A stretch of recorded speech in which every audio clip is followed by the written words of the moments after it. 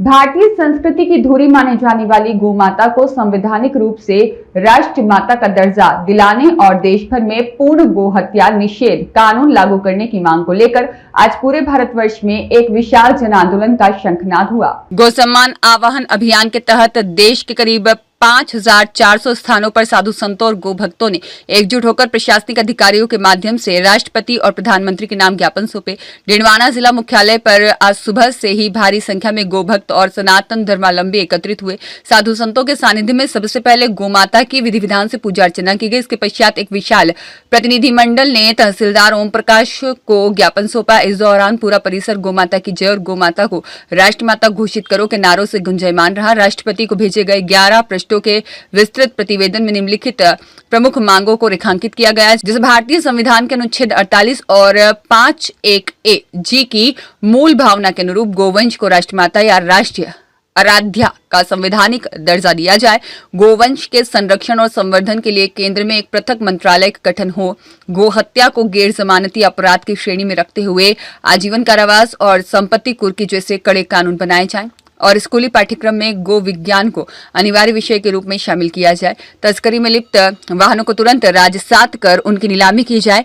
गौशालाओं के रखरखाव में इसका उपयोग किया जाए।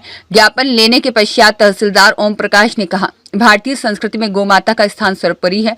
गो भक्तों की मांग जायज है और हम इस ज्ञापन को प्रशासन के माध्यम से राज्य और केंद्र सरकार तक त्वरित रूप से पहुंचाएंगे। अभियान से जुड़े सुरेश कुमार ने कड़े शब्दों में अपनी बात रखते हुए कहा कि यह केवल एक दिन का सांकेतिक प्रदर्शन नहीं है।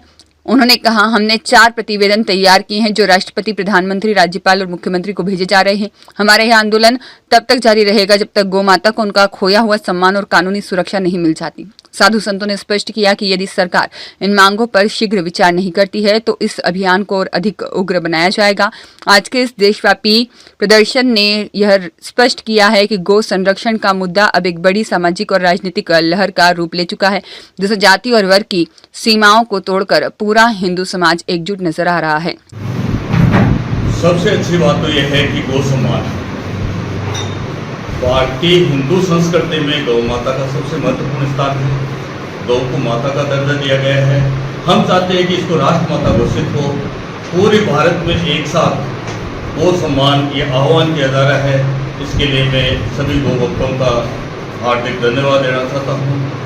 इनकी जो मांग है वो हमें प्रशासन के द्वारा राज्य सरकार को हम पहुँचाएंगे और जितना प्रयास होगा हम इस पर कार्य करेंगे।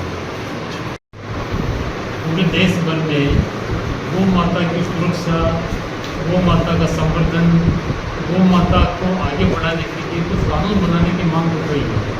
हम ये चाहते हैं कि हम भारतीय संस्कृति में गौ माता को सर्वोच्च दर्जा, माता के समान दर्जा देते हैं। तो गौ माता को माता का दर्जा कानूनन दिया जाए, हम इसकी मांग करते हैं।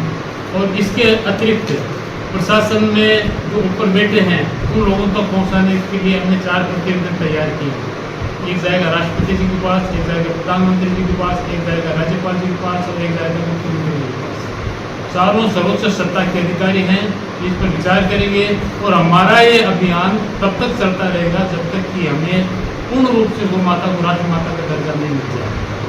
ये ऐसा नहीं है कि आज 27 तारीख को ये ज्ञापन दे दिया और हमने हमारा कार्यक्रम पूर्ण होगा, नहीं। हमारा ये आंदोलन निरंतर जारी रहेगा और जब तक हमें हमारे उद्देश्य में प्राप्ति नहीं हो जाती तब तक ये आंदोलन बराबर जारी रहेगा। और इसके लिए पूरा हिंदू समाज, चाहे वो गरीब है, अमीर है, किसी भी जाति का है, किसी भी वर्ग का है, सारा हिंदू समाज इसमें साथ रहेगा।